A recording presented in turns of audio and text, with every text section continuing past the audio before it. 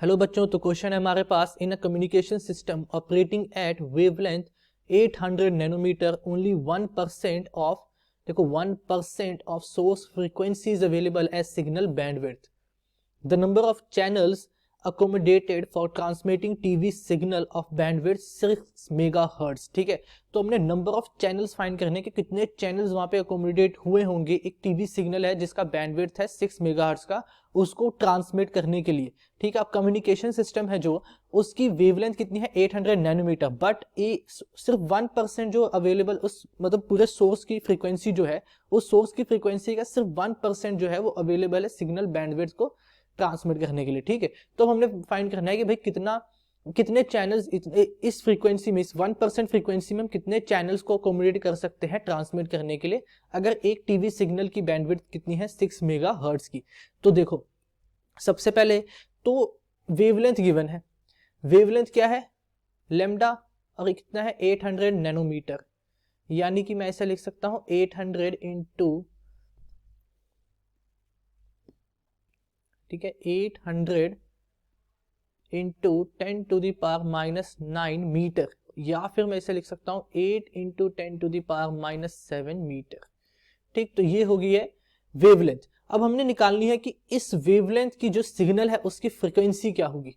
तो फ्रीक्वेंसी तो इजीली निकाल सकते हैं, फ्रीक्वेंसी हमें पता है क्या होती है, F equals to C by lambda, जहां पे सी क्या है स्पीड ऑफ लाइट। तो वैल्यू पुट करो 3 into 10 to the power 8 divided by 8 into 10 to the power minus 7। ठीक, तो यहां से फ्रीक्वेंसी कितनी आ जाएगी, ये होगी हमारे पास 3.75 into 10 to the power 14 hertz. Okay, ये है टोटल फ्रीक्वेंसी उस ऑपरेटिंग की, उस जो कम्युनिकेशन सिस्टम है उसका जो टोटल फ्रीक्वेंसी है वो कितनी है 3.75 into 10 to the power 14। But question क्या बोल रहा है, सिर्फ इसका 1% यूज होगा। ठीक है, अवेलेबल है as signal bandwidth, signal bandwidth की फॉर्म में सिर्फ इसका 1% ही अवेलेबल है हमारे पास। ठीक, तो हमें क्या करना पड़ेगा, इस फ्रीक्वेंसी का 1% निकालना पड़ेगा। तो 1% इसका कैसे निकालेंगे, 1%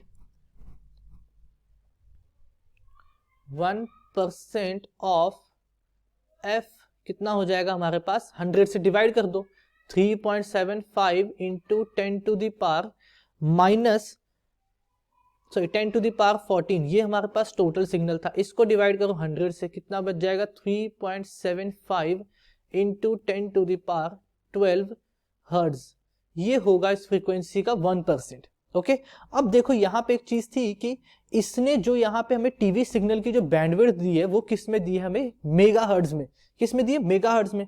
तो हमें भी क्या करना पड़ेगा कि अपनी जो सिग्नल है, हमारे पास जो सिग्नल अवेलेबल सिग्नल है, ठीक, उसको हमें क्या करना पड़ेगा मेगाहर्ट्ज में कन्वर्ट करना पड़ेगा। क्या करना पड़ेगा, मेगाहर्ट्ज में चेंज करना पड़ेगा। तो for changing it to megahertz हमें क्या करना पड़ेगा, देखो 1 मेगाहर्ट्ज क्या होता है, 1 मेगाहर्ट्ज क्या होगा 10 टू दी पावर 6 हर्ट्ज। तो हमें क्या करना पड़ेगा, इसको 10 टू दी पावर 6 से डिवाइड करना पड़ेगा। तो अब जो फ्रीक्वेंसी हो जाएगी वो कितनी हो जाएगी हमारे पास 3.75, 10 टू दी पावर 6 से जब डिवाइड करेंगे तो क्या बच जाएगा, यहाँ पे 6 बच जाएगा, 10 टू दी पावर 6 मेगाहर्ट्ज। ठीक, तो ये हो जाएगी हमारे पास frequency, available frequency. Okay, 1%। Okay, तो अब फाइनल आंसर हमें क्या निकालना है कि कितने चैनल्स होंगे हमारे पास। तो नंबर ऑफ चैनल्स